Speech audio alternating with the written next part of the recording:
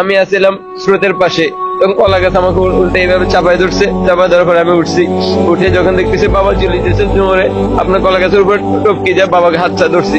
ধরার পরে বাবা ছুটে গেছে, আবার যাই ধরছি। ধরার পরে একেবারে যখন স্রোতের মধ্যে পড়ে গেছি, পানির নিচে চলে যাওয়ার পরে আর বাবার হাতটা আমি ব্যালেন্স করে ধরে রাখতে পারিনি।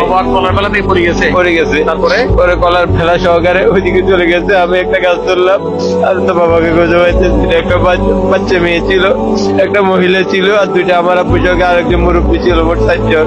এরা ওইদিকে স্রোতের দিকে চলে গেছে। আপনার আব্বাকে আপনি ধরে রাখতে পারেন না। ধরে রাখতে পারি না। আমি 2-3 বার পড়লে বাবাকে যাই ঝাঁপ দিয়ে হাত ধরছি, কিন্তু শেষ পর্যন্ত যখন পানির নিচে ডুবে গেছি তখন আর বাবার হাতটা ধরে রাখতে পারি নাই আমি।